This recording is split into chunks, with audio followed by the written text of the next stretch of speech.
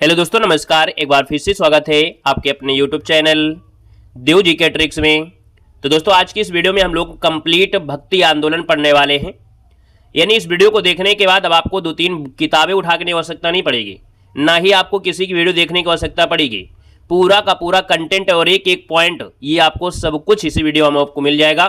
चाहे वो आपकी कृष्ण भक्ति आंदोलन हो, चाहे राम भक्ति से हो, सूफी से हो या संत से हो, हर चीज इसमें आपको यहाँ पर मिलने वाली है इसी वीडियो में। ठीक है ना।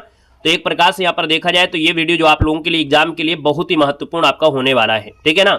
देखा जाए तो आपकी हिंदी साहित्य में जो आपका भक्ति आंदोलन है वो सबसे बड़ा चैप्टर माना जाता है, और ये चैप्टर आपने कंप्लीट कर लिया, यानी आपने बहुत ढेर सारा काम कर लिया और बहुत अच्छे खासे नंबर यहाँ से बनते हैं हमेशा से। ठीक है ना। तो चलिए स्टार्ट करते हैं। और आपके एग्जाम के देखिए एलटी ग्रेड जो आपकी थी हमने तैयारी करवाया था, आप लोगों का लगभग देखा जाए तो एग्जाम में लगभग 80 से 85% आपको मिला हमारे पढ़ाया द्वारा। अब आपके जीआईसी प्रवक्ता में हमारा टारगेट है कि आपकी परसेंटेज को और बढ़ाया जाए, इसलिए आपका जो कंटेंट है बिल्कुल सॉलिड दे रहे हैं। थोड़ा सा मैटर को बढ़ा दिया है, थोड़ा सा क्या काफी मैटर को हमने बढ़ाया है ना। तो बहुत ही मन से आपको देखना है, और इस बार को जीआईसी प्रवक्ता में जो आपके कह सकते हैं लक्ष्य है उसको पाना है। यानी कि एलटी ग्रेड में जो आपसे कमियां रह गई थी वो कमियां आपको आपके जीआईसी प्रवक्ता में आपको पूरा करना है। ठीक है ना। तो चलिए स्टार्ट करते हैं। यहां पर देखो दिया गया है कि भक्ति शब्द की व्युत्पत्ति भज धातु से हुई है। भक्ति शब्द का उल्लेख जो दिया गया है वो श्वेताश्वर उपनिषद में मिलता है। यहां पर याद रखिएगा, भक्ति सूत्र के जो आदि प्रणेता हैं वो आपके कौन है, तो नारद मुनि आपके माने जाते हैं। अब देखिए 3 पॉइंट आपके हो गया। हमने कहा सर भक्ति शब्द की व्युत्पत्ति भज धातु से हुई है, और भक्ति शब्द का सबसे पहला उल्लेख जो मिलता है वो श्वेताश्वेतर उपनिषद मिलता है, और भक्ति सूत्र के जो आदि प्रणेता है वो आपके नारद मुनि आपके हैं। ठीक है ना। यहां पर आगे बढ़ते क्वेश्चन दिया गया है कि रामचंद्र शुक्ल ने लिखा है कि निर्गुण मार्ग के निर्दिष्ट प्रवर्तक कबीर दास ही थे। यानी निर्गुण के जो मार्ग के प्रवर्तक रहे हैं वो आपकी कबीर दास ही रहे हैं। किसने लिखा है, तो रामचंद्र शुक्ल ने लिखा है। और बहुत ऐसे क्वेश्चन बनते हैं, आपसे क्वेश्चन में पूछा जाएगा निर्गुण मार्ग के निर्दिष्ट प्रवर्तक कबीर दास ही थे, ये किसकी पंक्ति है या किसने लिखा है, तो आप कहेंगे सर रामचंद्र शुक्ल ने लिखा है। ठीक है ना। हर एक बात को समझते हुए चलिएगा, क्योंकि जब टेस्ट पेपर आप सोल्व करोगे तो ये सब क्वेश्चन आपको बनेंगे।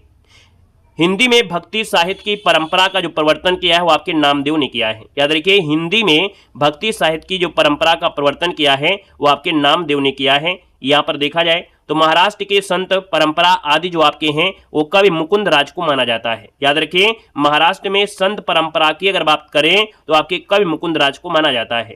इन्होंने 1190 ईस्वी में मराठी का पहला काव्य ग्रंथ विवेक सिंधु लिखा है। किसने लिखा था, तो कवि मुकुंद राज की जो आपकी कह सकते हैं काव्य ग्रंथ है उसका नाम है विवेक सिंधु है, जो कि आपके मराठी का पहला काव्य ग्रंथ माना जाता है। आइएगा सर नेक्स्ट पॉइंट में आते हैं। पॉइंट आपसे अगला पूछा गया है कि महाराष्ट्र में देखा जाए तो आप कहेंगे सर महाराष्ट्र में महानुभाव और बारकरी नामक 2 संप्रदाय प्रचलित हैं। महानुभाव संप्रदाय के जो प्रवर्तक है वो आपके चक्रधर थे, और बारकरी संप्रदाय के जो मूल प्रवर्तक रहे हैं वो आपके संत पुंडरीक को माना जाता है। किंतु ऐतिहासिक दृष्टि से देखा जाए तो बारकरी संप्रदाय के प्रथम उन्नायक संत आपके ज्ञानेश्वर आपके हैं। यानी हमने कहा सर जी मूल अगर बात किया जाए तो आपके पुंडलिक ही हैं, लेकिन कुछ इतिहास के अकॉर्डिंग देखा जाए तो बारकरी संप्रदाय के प्रथम उन्नायक जो आपके संत ज्ञानेश्वर का नाम आता है। यहाँ पर आगे बढ़ते हैं। क्वेश्चन दिया गया है कि जो भक्ति आंदोलन है आपका कैसा है, तो भक्ति आंदोलन एक जाति और जनवादी आंदोलन है। कैसा है, एक जाति और जनवादी आंदोलन है। यहाँ पर देखा जाए तो हिंदी साहित्य में भक्ति आंदोलन का जो प्रारंभ है वो दक्षिण भारत के अलवार भक्तों की परंपरा से हुआ है। इन अलवार भक्तों की संख्या कितनी है, तो 12 है। तो आपसे पूछेगा अलवार भक्तों की संख्या 12 हो जाएगी। 12 अलवार भक्तों में से प्रथम भक्त जो आपके हैं वो आपके नम्मलवार या इन्हीं को बोलते हैं सठकोप के रूप में आपका माना जाता है। वहीं पर अगर बात करते हैं कि महिला भक्तों में, यानी महिला भक्तों में आंडाल का नाम आता है, और इन्हें दक्षिण भारत की मीरा के नाम से जानते हैं। यानी 12 जो अलवार आपके रहे हैं, 12 अलवार भक्त रहे हैं, इनमें से एक महिला रही है जिनका नाम था आंडाल, और इन्हें दक्षिण भारत की मीरा कहा जाता है। यहाँ पर देख सकते हैं 12 अलवार भक्त जो संत है उनके नाम दिया है सठकोप दिया गया है, जो कि हमने कहा था पहला आपका जो नाम आता है वो सठकोप आता है। वहीं पर हमने बताया है जो आपका अंडाल है ना, इनका मूल नाम आपका क्या है, गोदा भक्तिन है। क्या है, गोदा भक्तिन है, और ये जो तमिल नाम है वो आपका है अंडाल है। वैसे आपका इनका नाम क्या है, गोदा भक्तिन है। ये मूल नाम आपको याद रखना है। यहाँ पर आगे बढ़ते हैं। क्वेश्चन देखो दिया गया है कि जॉर्ज गियर्सन ने भक्ति काल को हिंदी साहित्य का स्वर्ण युग कहा है। यानी भक्ति काल को हिंदी साहित्य का स्वर्ण युग किसने कहा है, तो आपकी जॉर्ज गियर्सन ने कहा है। वहीं पर देखा जाए तो डॉक्टर रामविलास शर्मा है, इन्होंने भक्ति काल को लोक जागरण काल कहा है। क्या बोला है? लोक जागरण काल किसने कहा है? तो रामविलास शर्मा कहा है। वहीं पर देखा जाए हमने कहा सर हजारी प्रसाद द्विवेदी ने भक्ति आंदोलन को कहा है लोक जागरण कहा है। हमने कहा लोक जागरण काल, तो आप कहेंगे सर रामविलास शर्मा, और लोक जागरण अगर आपसे केवल पूछता है तो आपके हजारी प्रसाद जो आपके आचार्य हजारी प्रसाद हो जाएंगे। ठीक है, आइएगा नेक्स्ट पॉइंट में आते हैं। देखिए भक्ति काल का जो समय है आपका दिया गया है यानी भक्ति काल जो आपका है इसको कई डिवाइड में बांटा गया है। यहाँ पर देख सकते हैं कि भक्ति काल को हम पहले दो भागों में डिवाइड करते हैं, एक निर्गुण काव्य धारा, दूसरी आपके है सगुण काव्य धारा। जो निर्गुण काव्य धारा है वो आपकी मूलतः दो भागों में टूट जाती है, एक ज्ञानश्रेय शाखा में और एक प्रेमाश्रेय शाखा में। जो ज्ञानश्रेय शाखा होती है इसमें आपके जो लोग होते हैं वो संत आपके आते हैं, महात्मा, और जो प्रेमाश्रेय में आते हैं वो आपके सूफी काव्य आते हैं। वहीं पर देखा जाए तो सगुण काव्य धारा में देखिए रामाश्रेय शाखा, रामाश्रेय और आपकी कृष्णाश्रेय, यानी ये सब टोटल आज यहाँ पर पढ़ना है, और एक बारीक बारीक है और जो आपकी पंक्तियां हैं वो सब इसी वीडियो में आपको मिल जाएगा, यानी कंप्लीट आपको मिलेगा, याद रखना है। ठीक है ना। यहाँ पर आते हैं नेक्स्ट पॉइंट में। उससे पहले आपको बता दें कि आप लोग जैसी प्रवक्ता की तैयारी कर रहे हैं, हमने आपको LT ग्रेड की तैयारी सिर्फ 99 रुपये में करवाया था, जिसमें आपने पेपर में देखा होगा कि लगभग आपका 80 से 85% है ना, यानी 80 से 85% क्वेश्चन आपको पढ़ने को यानी आपको मिले होंगे पेपर में सिर्फ 99 रुपये में, जिसमें हम आपको क्लास नोट्स देते हैं और क्लास नोट के साथ साथ तीन प्रकार के नोट्स भी आपके हैं। साथ में यहाँ पर देखा जाए तो आपको कवि और रचनाओं की स्टैंडर्ड आपकी 3D नोट्स आपको मिलेगी, कवि और रचनाएं जो आपकी वो भी आपकी हैं। साथ में देखा जाए तो 25 एग्जामों की टेस्ट सीरीज हमने इसमें फ्री कर दिया है। आप KVS की परीक्षा दीजिए या आप यहाँ पर TRE4 की परीक्षा दीजिए या यूपी में आप लोग यहाँ पर यूपी टेट, सीटेट आदि की सबके टेस्ट सीरीज भी इसी में आपको मिल जाएगी। ये आपकी 99 रुपये में आपकी व्यवस्था थी जो आपके LT ग्रेड के लिए, लेकिन अब आपके वहाँ पर GIC प्रवक्ता में है जिसका लेवल आपका स्टैंडर्ड हो गया है, यानी डबल स्टैंडर्ड आपके तरीके से आपको है, तो इसकी तैयारी 149 रुपये में हो रही है। अभी आपको जो साहित्य के टॉपिक वाइज क्लास है उसकी PDF आपको अपलोड की जा रही है, वहाँ पर एक फोल्डर बना दिया हिंदी साहित्य में आपका GIC प्रवक्ता क्लास नोट्स, उससे आप लोग ये पढ़ सकते हैं। बाकी हम आपको बताया है कि आपको जब मैराथन क्लास कराते हो, चाहे आपकी ग्रामर की हो या GK के है, तो वो भी आपको वहाँ पर देते रहते हैं, यानी 149 रुपये में ये आप समझ सकते हैं कि तैयारी हो जाएगी। हमने कहा कि हमने हिंदी साहित्य के लिए पूरा बोला है, वो हमारी मर्जी है कि हम आपको मैराथन क्लास की PDF आपको दे देते हैं। यहाँ पर आपको कह सकते हैं व्याकरण की भी क्लास होती है, उसकी भी आपको देते हैं, GK भी होती है, वो हमारे अकॉर्डिंग कि हम आपके परीक्षा में 4 चांद लगा सके और आप लोगों से अच्छा खासा रिजल्ट आप लोगों से पा सकें। इसलिए हमारा प्रयास होता है कि हम इतने कम प्राइज में ही आपकी तैयारी करा रहे हैं। तो ये प्राइज आपको हमने बताया है कि अभी भी आप लोग यहाँ पर 20 तारीख तक अगर आप लोग ले लेते हैं तो आपको सिर्फ और सिर्फ 99 रुपये में ही है, क्योंकि काफ़ी लोग कह रहे थे सर जी यहाँ पर इसकी प्राइस 149 न करिए, सिर्फ 99 ही रहने दीजिए, हम यहाँ पर ले लेंगे, 2-4 दिनों बाद इसको कर दीजिएगा। तो ये हमने यहाँ पर 20 तारीख तक आपको यहाँ पर रखा है, तो आप लोग सिर्फ 99 रुपये में आप लोग अपनी तैयारी करिएगा। ठीक है ना, क्लियर है। बाकी प्राइस आपके बढ़ जाएंगे तो अपना फिर 149 रुपये में आप लोग कर सकते हैं। बाकी कितना कंटेंट हमने दिया है, डेमो PDF क्या है, आप लोग ऐप में जाइए खुद देखेंगे कि हाँ सर देव सर ने कितना अच्छा कंटेंट आपको दिया है, जो आपको 4000 रुपये में आपको नहीं देंगे कंटेंट। ठीक है ना, क्लियर है। तो देखो यहाँ पर देखो दिया गया, आपसे कह रहा है कि भक्ति आंदोलन के उदय के संबंध में कुछ विद्वानों का मत आपका दिया है। हमने कहा सर एक तरफ विद्वान दिए हैं, दूसरी तरफ का यहाँ पर मत दिया गया है। यानी हमने कहा सर जी जो आपका गियर्सन है, गियर्सन ने कहा है कि जो आपका भक्ति आंदोलन का उदय हुआ है वो ईसाईयत की देन आपकी है ना, ईसाईयत की देन है। वहीं पर रामचंद्र शुक्ल कहते हैं कि ये इस्लामी आक्रमण की प्रतिक्रिया है, इस वजह से यहाँ पर भक्ति आंदोलन आ गया है। वहीं पर हजारी प्रसाद द्विवेदी कहते हैं कि भारतीय चिंतन धारा का स्वाभाविक विकास है। वहीं पर गजानन माधव मुक्तिबोध ने कहा है कि ऐतिहासिक सामाजिक शक्तियों के रूप में ये जनता का एक प्रकार से कह सकते हैं जो इस वजह से भक्ति आंदोलन हुआ। वहीं पर देखा जाए जो आपके दुख व कष्टों से हुआ, यानी जो भक्ति आंदोलन आया दुख और कष्टों से, ये रामविलास शर्मा ने कहा है। तो ये सबके अलग अलग आपके मत रहे हैं कि जो भक्ति आंदोलन आया किस प्रकार से और कैसे आया। यहाँ पर दोस्तों आगे बढ़ते हैं। देखिए आपका पहला पॉइंट आता है कि सर निर्गुण काव्यधारा, यानी ये आपका ज्ञानेश्वरी शाखा में हमने कहा निर्गुण धारा के ज्ञानेश्वरी शाखा को विद्वानों ने कई नाम दिया है। जैसे यहाँ पर देखा जाए तो रामचंद्र शुक्ल ने यहाँ पर ज्ञानेश्वरी शाखा कहा है, हजारी प्रसाद द्विवेदी ने यहाँ पर ज्ञानेश्वरी को निर्गुण भक्ति कहा है, राम कुमार वर्मा ने संत काव्य कहा है, परशुराम चतुर्वेदी ने भी संत काव्य, और गणपति चंद्रगुप्त ने भी इसको क्या बोला है, संत काव्य ही बोला है कि इसको ज्ञानेश्वरी शाखा को।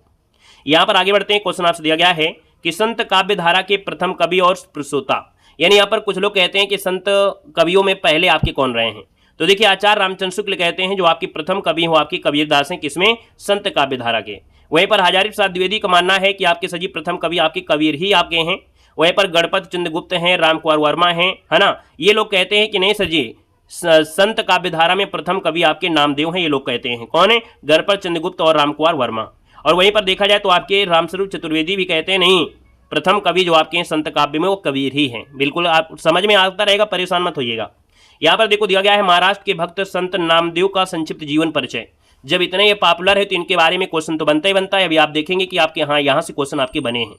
हमने कहा सर यहाँ पर देखा जाए जो आपके संत नामदेव हैं, यहाँ पर याद रखिए संप्रदाय इनका क्या है, वारकरी संप्रदाय है। यहाँ पर जाति जो आपका है, इनकी जाति आपका है दर्जी थे। गुरु के अगर नाम की बात करते हैं तो विसोवा खेचर थे। मराठी जो कि एक अभंग रचना आपकी है, और हिंदी में बात करते हैं गुरु ग्रंथ साहिब में आपको मिलेगा। यहाँ पर देखा जाए नामदेव की हिंदी रचनाओं में भाषा जो आपकी है, जब सगुण भक्ति में पदों की संख्या आपकी पदों की जो भाषा होती ब्रजभाषा है, निर्गुण पदों की भाषा नाथ पंथियों द्वारा गृहित खड़ी बोली या आपके सदुक्कड़ी भाषा में मिलेगा।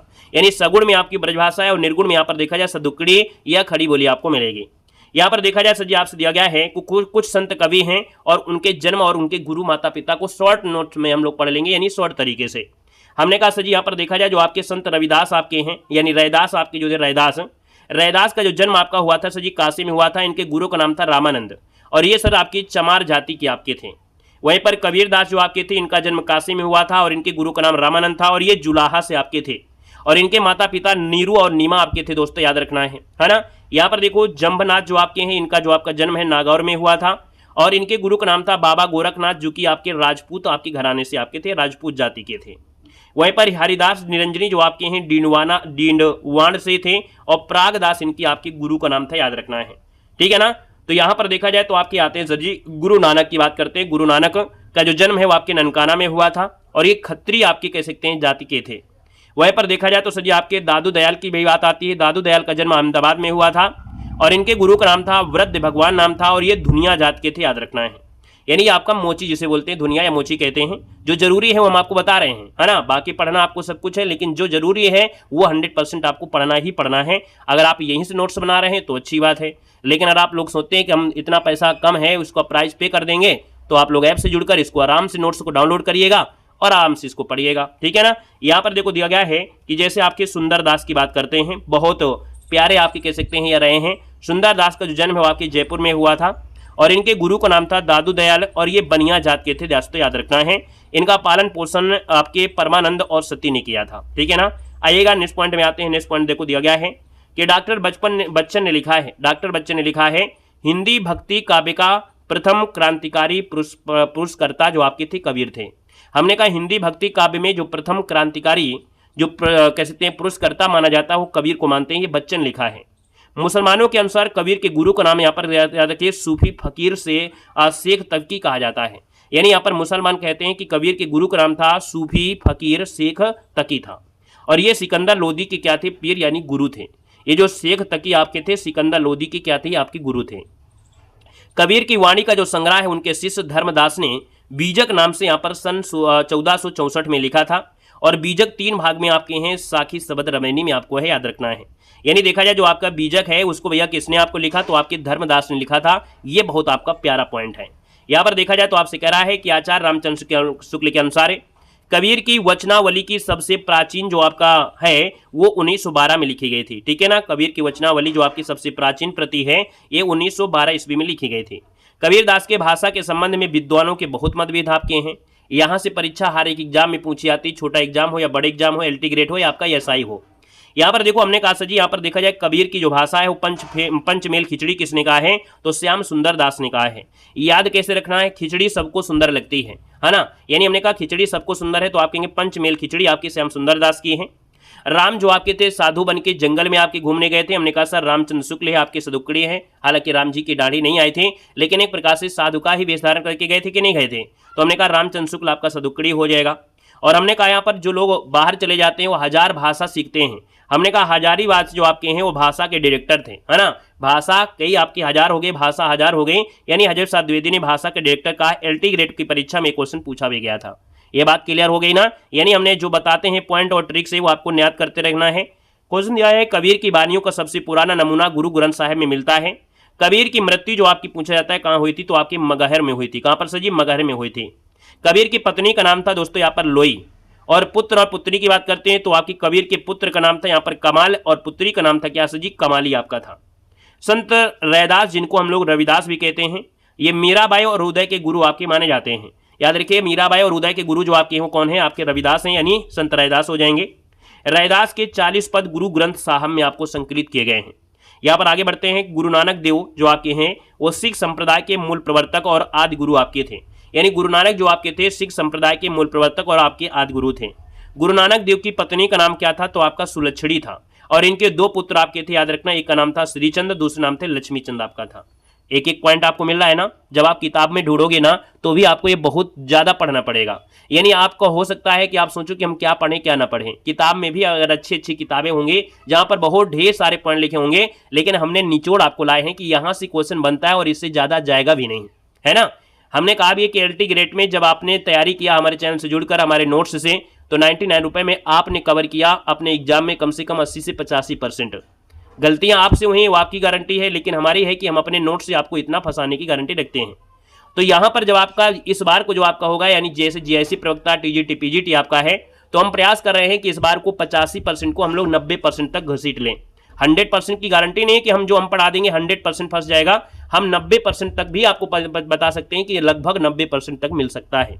इस बार की जो नोट्स है बिल्कुल स्टैंडर्ड आपकी है, ठीक है ना। एलटी ग्रेड में हमने शॉर्ट नोट्स दिए थे, लेकिन इसमें फुल नोट्स आपको हैं, जो कि यहाँ पर हम आपको 99 रुपए में ही आपको करा रहे हैं। और ये आपको 20 तारीख के बाद आपको यहाँ पर 149 हो सकता है। हाँ, प्राइस आपके कम ज़्यादा आपके हो सकता है, मिलते भी रहे हमेशा। हो सकता है कि आपको कोई ऑफर मिल रहा हो, वो बात अलग होती है, लेकिन ऑफर में 99 के नीचे कभी ऑफर नहीं आएगा, इस बात को याद रखना है। आपके प्राइस 149 हो सकता है, 199 हो सकता है। क्लियर है ना। तो अपना ये आपको देखते रहना है, बाकी 99 तो आपकी है ही है। यहाँ पर दिया गया है सर गुरु नानक देव की प्रमुख रचना जो आपकी है वो आपकी देखा जाए जैसे आपका जपुजी है, आसदीबार है, रहीरास है और सोहिला, जो कि गुरु ग्रंथ साहिब में आपके संकलित किए गए हैं। जपुजी जो आपका दिया है ये नानक दर्शन का सार तत्व आपका है। यहाँ पर देखा जाए नसीहतनामा जो है ये नानक देव की महत्वपूर्ण आपकी रचना मानी जाती है। नसीहतनामा जो आपकी है ये नानक देव की महत्वपूर्ण रचना है।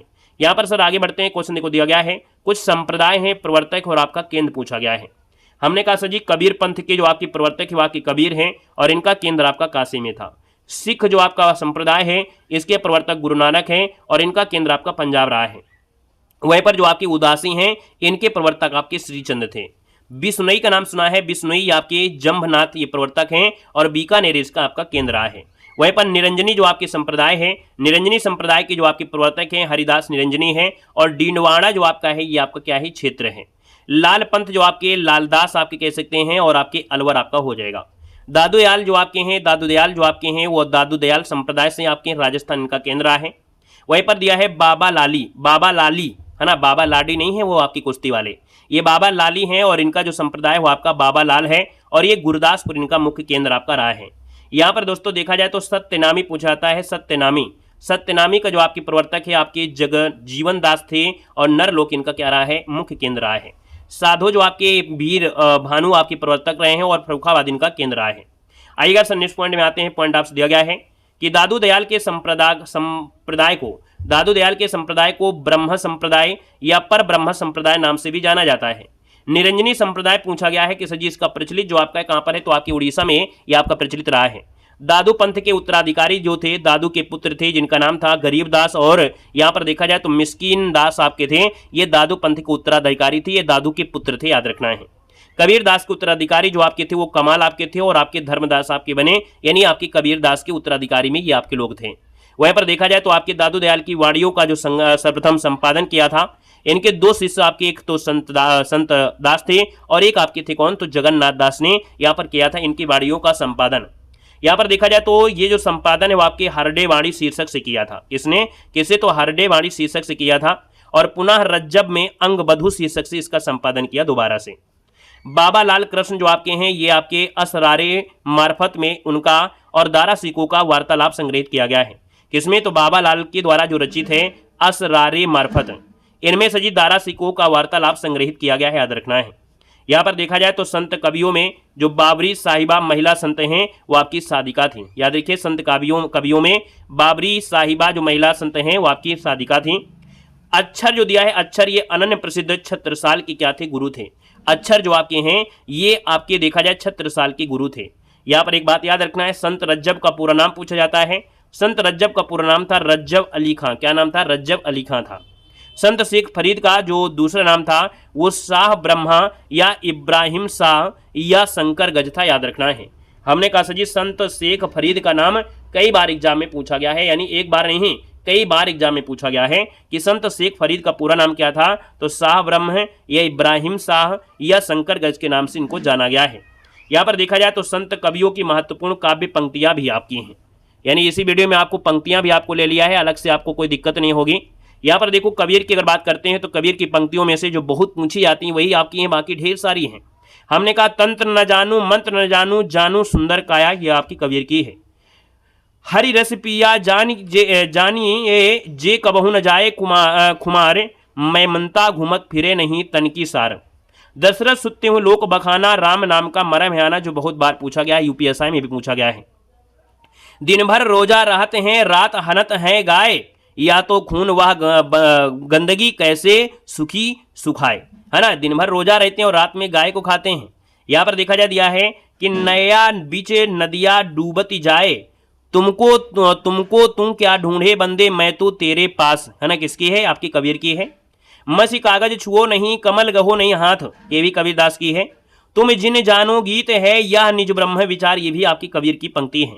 यहाँ पर देखा जाए तो आपसे कह रहा है कि मैं कहता हूं आँखिन देखी, तू कहता कागज की लेखी।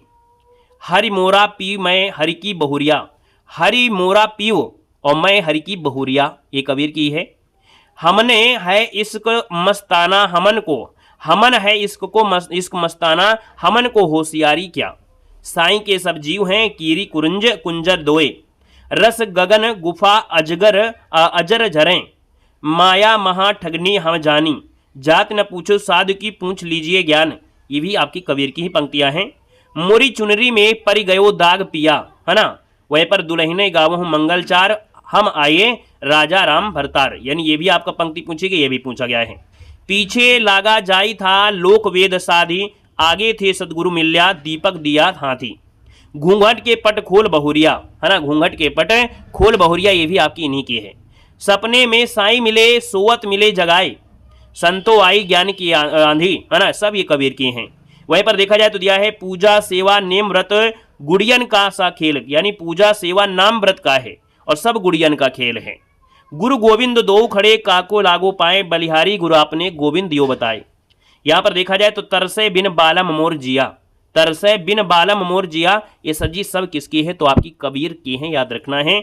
जो कि यहाँ से लेकर यहाँ तक जब आप पहुँचेंगे तो ये सब कबीर की ही पंक्ति हैं, जो कि लगभग सभी पूछी गई हैं, ठीक है ना। बाकी जिस पर फोकस किया है वो ज़्यादा पूछे गए हैं। यहाँ पर आते हैं सर जी संत नामदेव की बात करते हैं तो संत नामदेव की कुछ महत्वपूर्ण आपकी पंक्तियां हैं, जैसे मन मेरी सुई तन तेरा धागा, खेचर जी के चरण पर नामा पिसिपी, सुफल जन्म मोको गुरु कीन्हा, दुख विसार दुख अंतर कीन्हा, ज्ञान दान मोको गुरु दीन्हा, राम नाम बिन जीवन दीन्हा, ये संत नामदेव की है। माई न होती बाप न होते कर्म न होता काया, हम नहीं होते तुम नहीं होते कौन कहाँ ते आया, ये संत नामदेव की है। फिर आते हैं सर जी हम लोग रैदास की बात करते हैं। रैदास यानी जिनको संत रविदास कहते हैं, इनकी पंक्ति की बात करते हैं तो ऐसी मेरी जात विख्यात चमार, ये रविदास की है। पावर जंगम कीट पतंगा पूरी रहो हरि राई, आपके किसकी है? तो आपके रैदास जी की है। यहाँ पर दिया गया है गुण निर्गुण कहियत नहीं जाके, ये आपके रैदास जी की है। अब कैसे छूटे राम नाम रट लागी, प्रभ जी तुम चंदन हम पानी जाकी अंग अंग वास समानी, ये रैदास की पंक्ति है। और मन चंगा तो कसौटी में गंगा, ये भी सजी आपकी किसकी है? तो ये भी आपके रविदास यानी रैदास जी की है। अब आते हैं सजी यहाँ पर गुरु नानक जी की कुछ पंक्तियां हैं, जैसे दिया है जो नर दुख में सुख नहीं माने, जो नर दुख में दुख नहीं मानो, सुख सने अरि भयो नहीं जाके कंचन माटी जाने। तो जी यहाँ पर देखा जाए तो ये बहुत अच्छी आपकी बात लिखी गई है और ये आपकी गुरु नानक की है। यानी अगर आप दुख है तो आप उसको दुख नहीं सुख की समझो, क्योंकि हमेशा तो आपको सुखे सुख होते नहीं है। सजी दिया गया है दादू दयाल की बात करते हैं। दादू दयाल में आप देख सकते हैं घी व दूध से, क्या दिया? घी व दूध से रमी रहा व्यापक सब ही टौर, ये दादू दयाल का है। असत मिलाई अंतर पड़ई भाव भगति रस जाए, साथ मिलाई सुख उपजही आनंद अनंग नवाई। अजगर चरे न चाकरी पंछी करे न काम, दास मालुका कह गए सबके दाता राम।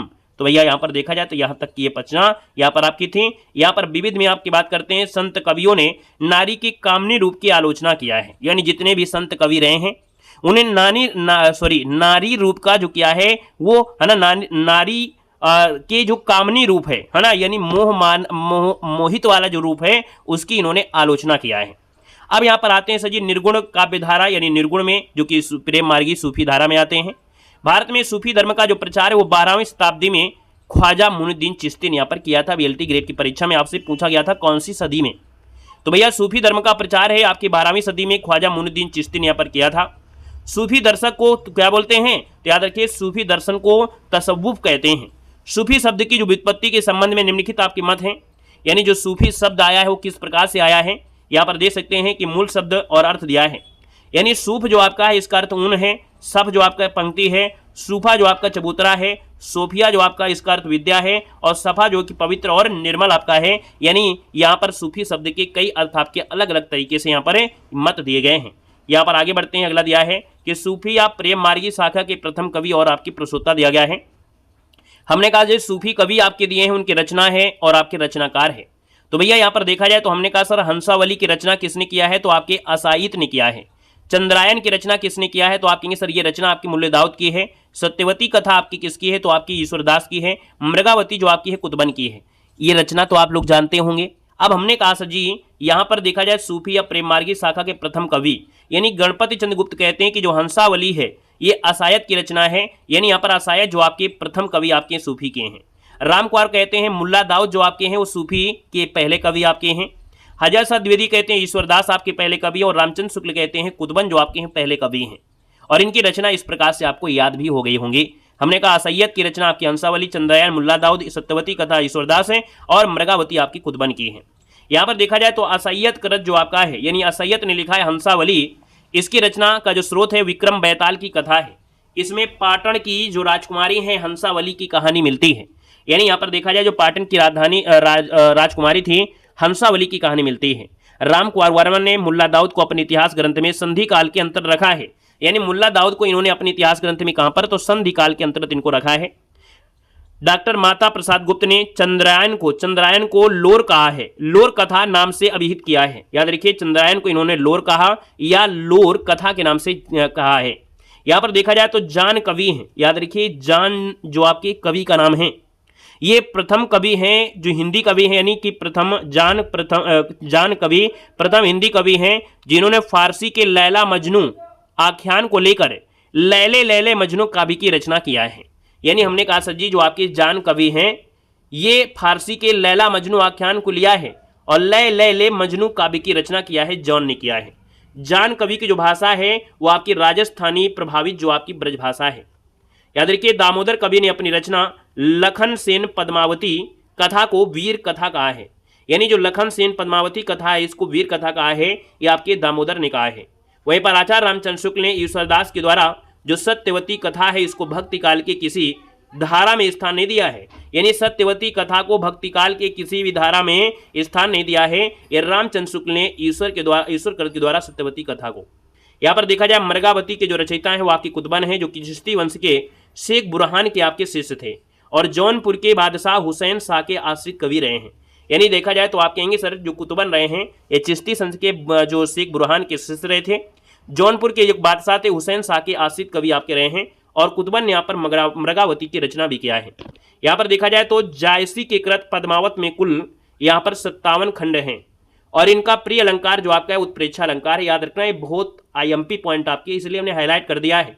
हमने इतना मेहनत कर रहे हैं, इतना अच्छा कंटेंट आप देने का प्रयास कर रहे हैं कि कोई आपको अगर 5000 का कोर्स दे रहा है तो भी यहाँ पर उनका कोर्स आपको फीका लगे। यानी आपने किसी का भी कोर्स ले लिया है 5000 में कोई दिक्कत नहीं है, लेकिन आप हमारे कोर्स को लेते हैं आप 99 या 149 में, तो भाई आप कहेंगे वाह क्या बात है, क्या नोट्स है 149 में, ऐसी तैयारी जिसके माध्यम से हम टेस्ट सीरीज हो चाहे नोट्स हो 2-2 3-3 प्रकार के नोट्स, वो भी हाईलाइट नोट्स आपको हो, 3D नोट्स हो, है ना, जीवन परिचय भी आपको हो, ये सब व्यवस्था इसी में आपकी है। ठीक है ना। हमने कहा सर मलिक मोहम्मद जायसी ने अपने पूर्व लिखे गए 4 प्रेमाख्यानों का उल्लेख किया है जिसमें मधुमालती है, मृगावती है, मुग्धावती है और आपका प्रेमावती है। ये मलिक मोहम्मद जायसी के द्वारा लिखे गए 4 प्रमुख आपके यहाँ पर आपके ग्रंथ हैं, कह सकते हैं। जायसी प्रसिद्ध सूफी फकीर शेख मोहदी यानी मुहिद्दीन के शिष्य थे। जो आपके जायसी थे वो आपके सूफी फकीर शेख मोहिद्दीन या मुहिद्दीन के शिष्य थे और शेर शाह के समकालीन थे। यानी कभी पूछे कि जायसी किसके समकालीन कवि थे, तो आपके ये कवि थे शेरशाह के समकालीन थे, याद रखना है। और ये अमेठी के निकट जायस में रहते थे। इनका जो नाम आया है जायस वो इसीलिए क्योंकि इनका जो जन्म स्थान वो आपका जायस है और ये अमेठी के निकट पड़ता है। यहाँ पर देखा जाए तो रामचंद्र शुक्ल ने जायसी के द्वारा रचित 3 ग्रंथ बताए हैं। एक तो पद्मावत है, अखरावट है और आखिरी कलाम, ये इनका उल्लेख किया है। यानी जायसी के 3 महत्वपूर्ण ये ग्रंथ हैं। आचार्य शुक्ल के अनुसार पद्मावत की कथा का जो पूर्वार्ध है वो कल्पित और उत्तरार्ध का ऐतिहासिक है। हमने कहा पद्मावत की कथा ये पूर्वार्ध जो कल्पित है और उत्तरार्ध की क्या है, ऐतिहासिक है। यहाँ पर देखा जाए तो आपसे कह रहे हैं पद्मावत में प्रयुक्त जो आपके प्रतीक हैं। हमने कहा यहाँ से भी क्वेश्चन आपके बनते हैं कि सर पद्मावत में है ना, जो पद्मावत है किसका आपका है, तो आप कहेंगे सर रतन सेन का प्रतीक है। सिंघल जो आपका है वो पद्मतीवती का है। वह परसुआ या हीरामन तोता जो आपका नागमती का ये प्रतीक है। राघव चेतन अलाउद्दीन का प्रतीक है। प्रतीक में यहाँ पर देखो दिया है मन जो आपका दिया गया है ना, यहाँ पर देखो हृदय दिया है, श्रद्धा और सात्विक बुद्धि है। गुरु आपका दुनिया धंधा या सांसारिक बुद्धि है। शैतान जो आपका है माया का प्रतीक है। स्क्रीनशॉट ले लीजिएगा। यहाँ पर सर आगे बढ़ते हैं तो आपसे दिया गया है कि प्रेमाख्यान काव्यों में 7 चौपाई के बाद एक दोहा देने की परंपरा, यानी देखा जाए प्रेमाख्यान काव्य में 7 चौपाई के बाद एक दोहा मिलेगी 100%। अगर 7 चौपाई के बाद एक दोहा मिल रही है, ये जो परंपरा है निम्नलिखित कृतियों में से पाई जाती है, जैसे पद्मावत है और आपकी चित्रावली है। तो इनमें क्या होती है, 7 पहले चौपाई होती है, इसके बाद दोहा होती है। ठीक है ना। यहां पर देखा जाए पद्मावत में और आपकी चित्रावली में देखने को मिलेगी। सूफी कवि उस्मान चिश्ती वंश के परंपरा में से हाजी बाबा के शिष्य थे और बादशाह जहांगीर के क्या थे, समकालीन थे। हमने कहा सर जी उस्मान चिश्ती वंश में परंपरा में हाजी बाबा के शिष्य थे और जहांगीर के क्या थे, समकालीन थे। यहाँ पर देखा जाए उस्मान के द्वारा एक आपकी रचना है चित्रावली। चित्रावली में नेपाल के एक राजा थे है ना, राजकुमार थे सुजान, और रूपनगर की एक राजकुमारी थी चित्रावली। इनके प्रेम कथा का वर्णन है। यानी चित्रावली में देखिए सुजान और चित्रावली की प्रेम कथा का वर्णन मिलता है। वहीं पर एक बात याद रखना है, चित्रावली में अंग्रेजों के द्वीप का भी वर्णन मिलता है। अंग्रेजों के द्वीप का वर्णन आपके चित्रावली में मिलता है। यहाँ पर देखा जाए तो जूर मोहम्मद दिल्ली के बादशाह मोहम्मद शाह के समकालीन थे। नूर मोहम्मद, यहाँ पर नूर कर लीजिएगा, नूर मोहम्मद दिल्ली के बादशाह मोहम्मद शाह के समकालीन थे। नूर मोहम्मद ने फारसी भाषा में रौजतुल हकायत नामक ग्रंथ की रचना किया। नूर मोहम्मद कृत जो आपका इंद्रावती, इसमें कलिंजर के एक राजकुमार थे जिनका नाम था राजकुमार, और आगमपुर की एक राजकुमारी थी इंद्रावती। इनके प्रेम कहानी है। तो भैया राजकुमार और इंद्रावती की प्रेम कहानी है किसमें, इंद्रावती में है। यहां पर देख सकते हैं आपसे दिया गया है कि जो रामचंद्र शुक्ल हैं है ना, इन्होंने नूर मोहम्मद और इंद्रावती को सूफी आख्यान काव्यों की अखंडित परंपरा को समर्पित माना है। आचार्य शुक्ल ने सूफी या प्रेम मार्गी शाखा का एकमात्र हिंदू कवि सूरदास नामक एक पंजाबी को माना है जो शाहजहां का समकालीन था। नल दमयंती नामक प्रेम कथा लिखी गई थी।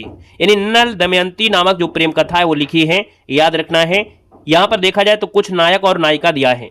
हमने कहा जैसे काव्य है और काव्य में पूछ लेता है इसकी नायक और नायिका कौन है। हमने कहा चंद्रायन में जो आपके नायक और नायिका है वो आपके लोर और चंदा है। सत्यवती कथा में आपकी राजकुमारी सत्यवती और राजकुमार ऋतुपर्णा की कथा है। मृगावती में देखिए राजकुमार और जो आपकी मृगावती इनका आपका है। पद्मावत में रत्नसेन पद्मावती और जो पत्नी थी नागमती का वर्णन है। मधुमालती में मधुमालती मनोहर और प्रेमा ताराचंद का वर्णन आपको मिलता है। एक एक पॉइंट आपको यहाँ पर मिलेगा। वहीं पर देखा जाए तो माधव नल कमकंदला में कमकंदला और माधव जी की प्रेम कथा है। रूप मंजरी में विवाहित रूप मंजरी और कृष्ण का यहाँ पर मिलता है जो वर्णन है। और रतन सेन की अगर बात करते हैं तो रतन सेन में यहाँ पर रंभा और सोमा के प्रेम का वर्णन मिलता है। यहाँ पर आगे बढ़ते हैं। अगला दिया है सगुण धारा, जो कि सगुण भक्ति सदा उद्भव और विकास दिया है। हमने कहा रामचंद्र शुक्ल के अनुसार श्रद्धा और प्रेम के योग का नाम भक्ति है। याद रखिए श्रद्धा और प्रेम के योग का नाम भक्ति है, वो आपके रामचंद्र शुक्ल के अनुसार आपकी है। भक्ति साहित्य में जो आपका दिया गया एक शब्द दिया गया, ये शब्द का नाम है प्रस्थानत्रयी। ये उपनिषद है जो कि गीता और ब्रह्मसूत्र को कहा गया है। यानी हमने कहा भक्ति साहित्य में जो प्रस्थानत्रयी है उपनिषद है और गीता और ब्रह्मसूत्र को कहा गया है। नारद मुनि में भक्ति सूत्र के 11 भेद माने गए हैं। यानी नारद भक्ति सूत्र में 11 आपके भेद माने गए हैं भक्ति के, और ये 11 आपको इस प्रकार से दिए गए हैं। वहीं पर हमने कहा सजीव भागवत पुराण में नवधा भक्ति का उल्लेख मिलता है। नवधा मतलब होता है कि 9 प्रकार के आपको भेद हैं। भागवत पुराण में भक्ति के 9 रूप आपको बताए गए हैं। ठीक है, कीर्तन स्मरण ये अर्चना वंदना ये सब आपके इसमें आते हैं भगवत पुराण में।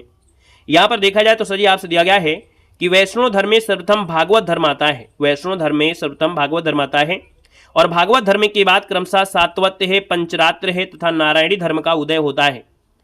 सातवत धर्म के जो प्रवर्तक है वो आपकी वासुदेव माने जाते हैं। पंचरात्र में रात्र का अर्थ होता है ज्ञान। परमत्व, मुक्ति, भुक्ति, योग और विषय यानी जो संसार है, इन 5 विषय ज्ञान वचन को पंचरात्र धर्म कहा गया है। वैष्णव भक्ति का जो आधार ग्रंथ है वो आपका कौन है, तो भागवत महापुराण आपका माना जाता है। यानी वैष्णव भक्ति का जो आधार ग्रंथ है वो आपका भागवत महापुराण है। वैष्णव भक्ति के आदि जो प्रणेता हैं वो आपके आचार्य हैं रामानुज माने जाते हैं। वहीं पर देखा जाए तो रुद्र संप्रदाय के जो आपके प्रवर्तक हैं विष्णु स्वामी हैं, किंतु कई विद्वान इनका प्रवर्तक बल्लभाचार्य को मानते हैं। यानी रुद्र संप्रदाय कुछ लोग कहते हैं नहीं बल्लभाचार्य हैं। याद रखिएगा रुद्र संप्रदाय के जो प्रवर्तक वो आपके विष्णु स्वामी हैं। यहाँ पर देखा जाए तो दक्षिण के वैष्णव भक्तों को अलवार कहते हैं। दक्षिण में जो वैष्णव भक्त हैं उनको अलवार कहते हैं। और अलवारों ने कृष्ण और राम दोनों की आराधना किया है। अलवारों का संबंध दक्षिण भारत के केरल प्रांत से है। यानी जो अलवार हैं ये दक्षिण के केरल प्रांत से हैं। इनकी संख्या आपकी 12 है, जो कि आपको बताया गया था। और हमने ये भी बताया था कि अलवार संतों में जो सर्वाधिक लोकप्रिय आपके थे वो आपके पहले जो आपके थे षटकोप आपके रहे हैं, है ना। और इनकी जो आपकी रचना है षटकोप की रचना है तो जो दिया है तिरुवायमोले, तिरुवाविरुतम, तिरुवर्ग सरियम और पेरी तिरुवम दय और आपका सहस्त्र गीत, ये किसकी रचना है, तो आपके षटकोप की है, याद रखना है।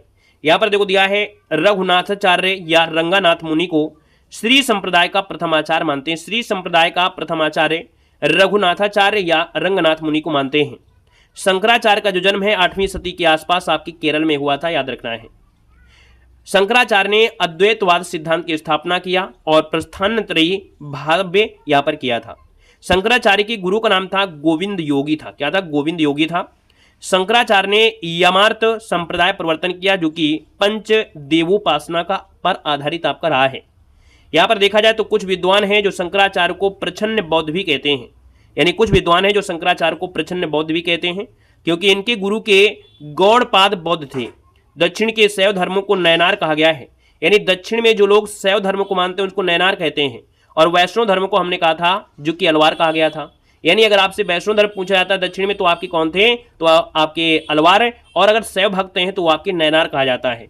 इनकी संख्या 63 है ना। इनकी संख्या जो आपकी 63 है। हमने कहा अलवार की संख्या आपकी कितनी थी, 12, लेकिन यहाँ पर आपके शैव भक्तों में जो नयनार थे इनकी संख्या आपकी 63 बताई गई है।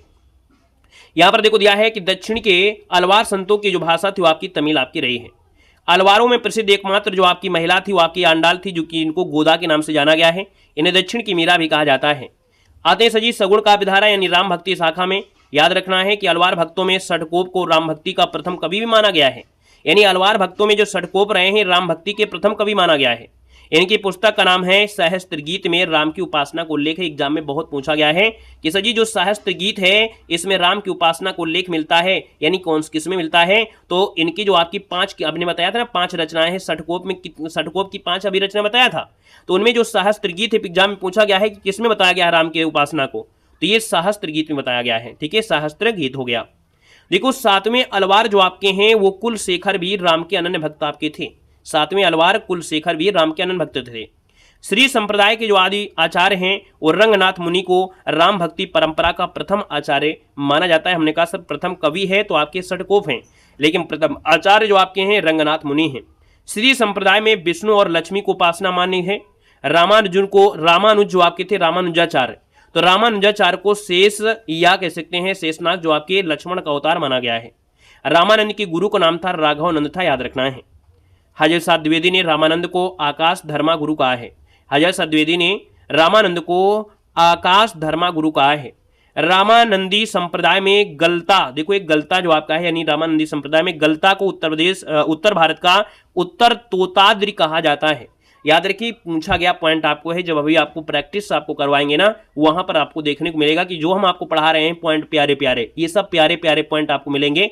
और ये जो प्यारे प्यारे पॉइंट होते हैं ना बड़े कठिन आपके होते हैं। अगर आप इनको हल्के में ले लिया, क्या साखी शबद रामायणी तुलसीदास रामचरित पढ़ लिया और भक्ति काल खत्म हो गया, तो भैया वो सब छोटे एग्जामों की बात है।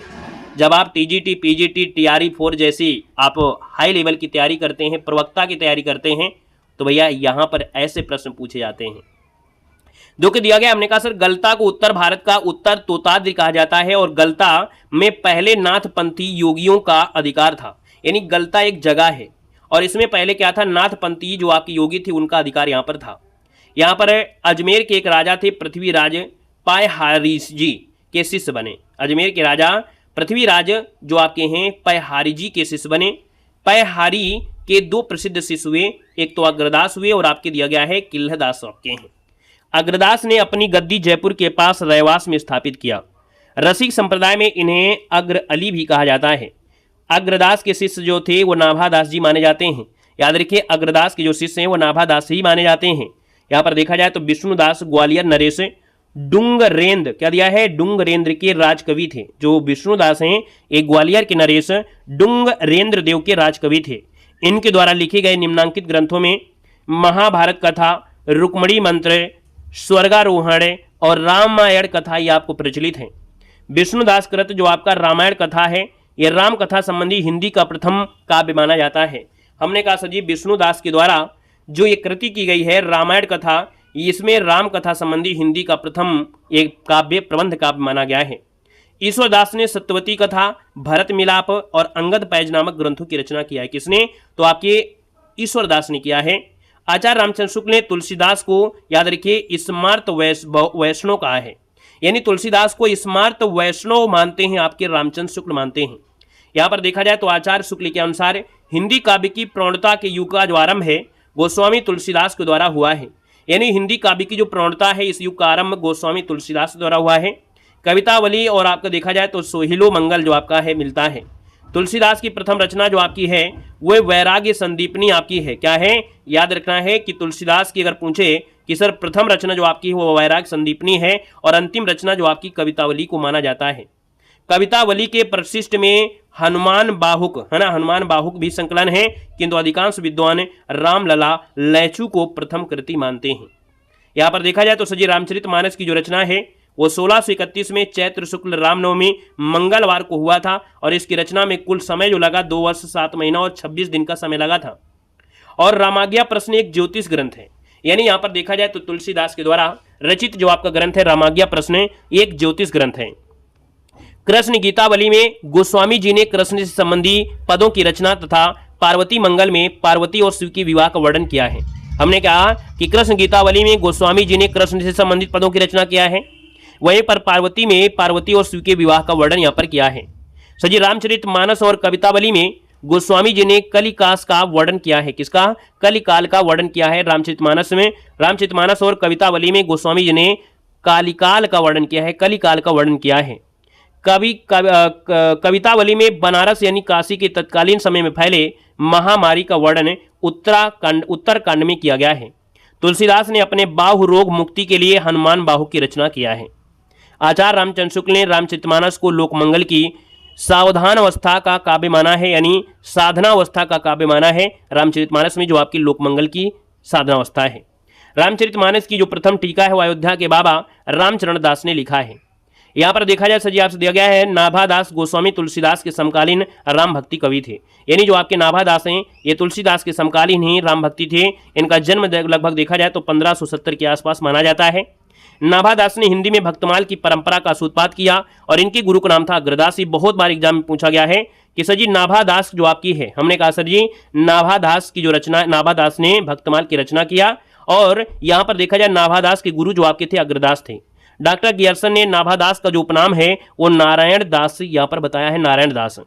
देखा जाए सर जी नाभादास ने आसपास ब्रजभाषा में यानी 1585 ईस्वी में लगभग आसपास ब्रजभाषा में भक्तमाल की रचना किया है। यहाँ पर देखा जाए भक्तमाल में लगभग 200 कवियों का जीवन वृत्त मिलता है और उनकी भक्ति की महिमा सूचक बातों को 316 छप्पयों में लिखा गया है। 1712 ईस्वी में प्रियादास ने भक्तमाल की टीका जो कि रस बोधनी शीर्षक से ब्रजभाषा में कवित्व शैली में यहाँ पर किया था। भक्तमाल की टीका ये रस बोधनी शीर्षक से किया था ब्रजभाषा में और कवित्व शैली में। केशोदास का जन्म जो आपका है बुंदेलखंड के एक राजा थे, है ना, बुंदेलखंड के ओरछा नामक नगर में हुआ था। याद रखना है जो आपकी केशोदास का जन्म है पूछा गया है। यहाँ पर देखा जाए कुछ आपके बीच में पॉइंट आप कहते हैं। रविन्द्रनाथ टैगोर ने लिखा है कि वाल्मीकि ने सर्वप्रथम नर काव्य का प्रवर्तन किया था, यानी हमने कहा सर जी कि वाल्मीकि ने सर्वप्रथम नर काव्य का प्रवर्तन किया था। याद रखिए रविन्द्रनाथ टैगोर ने लिखा है। मीराबाई के एक पत्र के जवाब में गोस्वामी तुलसीदास ने निम्नांकित पद कही थी, जो विनय पत्रिका में संकलित है, जाके प्रीना राम वैदेही ताजिए जाकी कोटिवैरी समझदपि परम सनेही, है ना। ये हमने कहा सर जी मीराबाई के एक पत्र के जवाब में तुलसीदास ने ये पद के माध्यम से कहा था। अंग्रेज भाषा, देखो ये हमने कहा अंग्रेजी भाषा वैज्ञानिक बिम्स ने तुलसीदास की भाषा को पुरानी वैश्वाड़ी कहा है। यानी यहाँ पर देखा जाए तो हमने कहा सर जी कि जो आपकी तुलसीदास थे इनकी भाषा को पुरानी वैश्वाड़ी जो कहा है वो एक अंग्रेज भाषा वैज्ञानिक थे, बिम्स इनका नाम है। सगुण काव्यधारा में कृष्ण भक्ति शाखा में अगर बात करते हैं तो कृष्ण का सर्वप्रथम उल्लेख ऋग्वेद के 8वें मंडल में 85 सूक्त के रचयिता के रूप में मिलता है। कृष्ण भक्त कवियों का जो आधार ग्रंथ है वो भागवत महापुराण आपका है। कवि हाल का जो वास्तविक नाम था वो आपका था सालिवाहन था, जो कि प्रथम शताब्दी में प्रतिष्ठानपुर के राजा हुआ करते थे। याद रखिए सालिवाहन थे और ये प्रथम शताब्दी में प्रतिष्ठानपुर के राजा हुआ करते थे। यहाँ पर देखा जाए तो भागवत पुराण का जो रस है वो शरद रास है और गीत गोविंद का जो है वो बसंत रास है। बंगाल के अंतिम शासक राजा लक्ष्मण सेन के सभा कवि जयदेव ने 12 सर्गों में कोमल कांत पदावली में गीत गोविंद की रचना किया। यानी 12 सर्गों में गीत गोविंद की रचना हुई है। भागवत महापुराण में 12 कुल स्कंद जो आपके हैं कितने 12 हैं। गोस्वामी विठलनाथ के द्वारा 1565 में 4 वल्लभाचार्य और 4 अपने शिष्यों को मिलाकर अष्टछाप की रचना किया। हमने कहा सर जी यहाँ पर देखा जाए तो हमने कहा कि यहाँ पर जो किया है आपके कह सकते हैं अष्टछाप की रचना, वो आपकी जो स्थापना आपके 1565 में किसने, गोस्वामी विठलनाथ ने किया था। इसमें 4 वल्लभाचार्य के और 4 अपने शिष्यों को मिलाकर किया था। यानी हमने अगर आपसे बात करें क्या 4 शिष्य थे इनके पास, नहीं, वल्लभाचार्य के 84 शिष्य थे, जबकि विठलनाथ के कुल कितने थे 252 शिष्य थे। इनमें से छांट के निकाला था 4, है ना। अगर पूछे वल्लभाचार्य के शिष्य तो आपके 84, विठलनाथ के कितने तो आपके 252 थे। लेकिन जब अष्टछाप की रचना हुई तो 4 वल्लभाचार्य के और 4 आपके इसमें से मिलाए गए थे विठलनाथ के। यहाँ पर देखिए जो आपकी क्रम दिया गया है, हमने कहा सर जी आपके एग्जाम में देखा होगा एलटी ग्रेड का एग्जाम हुआ था, आप मॉडल पेपर भी देखते हैं तो आपको क्रम पूछा जाता है कि कौन क्रम में आए थे। तो हमने कहा सर जी जो आपकी कुंभन दास हैं, सूरदास हैं, परमनदास हैं और कृष्णदास हैं, ये सर जी आपके वल्लभाचार्य के आपके शिष्य हैं। और याद रखना ये क्रम से आपके हैं, यानी ये जो आपकी 4 नाम है वो आपके बिल्कुल क्रम से आपके हैं। पहले कुंभन दास, फिर सूरदास, फिर परमनदास, फिर आपके कृष्णदास। हम बात करते हैं कुंभन दास के जन्म की, तो इनके जन्म हुआ था उत्तर प्रदेश में जो आपका जमुनावतो है। सूरदास का जन्म आपके सीही में हुआ था, परमनदास का जन्म कन्नौज में और कृष्णदास का जन्म आपके चिलोतरा गुजरात में हुआ था। हम बात करते हैं गोविंद स्वामी, क्षीर स्वामी, चरुदास और आपके नंददास की। तो सर ये जो आपके 4 शिष्य थे विठलनाथ के थे और याद रखना इनका भी क्रम आपको याद रखना है। जो गोविंद स्वामी थे वो अंतरिके थे आपके जो राजस्थानी, क्षीर स्वामी आपके मथुरा के, चरुदास आपके जमुनावती उत्तर प्रदेश के और नंददास थे रामपुर उत्तर प्रदेश के रहे हैं। याद रखिएगा। अगले पॉइंट में आते हैं कि कुंभन दास प्रथम अष्टछाप कवि आपके थे जो कि जात के क्षत्रिय आपके थे। रामपुर कुंभन दास ने 1492 ईस्वी में वल्लभाचार्य से दीक्षा ग्रहण किया था। कुंभन दास अकबर के निमंत्रण पर पैदल ही फतेहपुर सीकरी गए थे, जिस पर अफसोस करके लिखा था। यानी जो कुंभन दास थे अकबर ने इनको निमंत्रण दिया था और ये पैदल ही फतेहपुर सीकरी चले गए और इस पर ये अफसोस कर लिखते हैं कि संतन को कहां सीकरी सो काम, आवत जात पनैया टूटी बिसर गयो हरिनाम। ये आपका है आचार्य हजब साहब द्विवेदी ने लिखा है कि सूरदास ही ब्रजभाषा के प्रथम कवि आपके हैं और लीला गान का महान जो समुद्र है वो आपका सूर सागर ही उनका प्रथम काव्य है। सूरदास का जो जन्म है वैशाख शुक्ल के दिन मंगलवार को, याद रखिएगा, लगभग संवत आपका 1335 विक्रमी को हुआ था और ये वल्लभाचार्य से सिर्फ 10 दिन ही छोटे आपके थे। यहाँ पर देखा जाए तो एक पॉइंट आपको बचता है सखी संप्रदाय, इसको भी पढ़ लेते हैं खत्म होते हुए। हमने कहा स्वामी हरिदास ने वृंदावन में निम्बकाचार्य मतांतर्गत सखी संप्रदाय या टट्टी संप्रदाय की स्थापना किया था। यानी हमने कहा सर जी यहाँ पर देखा जाए स्वामी हरिदास ने यहाँ पर सखी संप्रदाय, इसी को टट्टी संप्रदाय भी कहते हैं। स्वामी हरिदास का ऐतिहासिक परिचय किशोरदास की एक रचना है निजमत सिद्धांत से प्राप्त होता है। अकबर के दरबारी जो गायक थे वो तानसेन स्वामी हरिदास के आपके शिष्य थे। सखी संप्रदाय में देखा जाए तो आपके निकुंज बिहारी श्री कृष्ण सर्वोपर रहे हैं, यानी सखी संप्रदाय में निकुंज बिहारी श्री कृष्ण सर्वोपर आपके रहे हैं। तो सर जी यहाँ पर देखा जाए तो ये आपके महत्वपूर्ण पॉइंट होता है। यहाँ पर देखा जाए तो केशवदास की रचनाओं का अगर कालक्रम पूछ लेता है एग्जाम में पूछा जाता है। हमने कहा रसिक प्रिया है, रामचंद्रिका है, कवि प्रिया है, रतनवाली है और आपका वीर सिंह देवचरित है।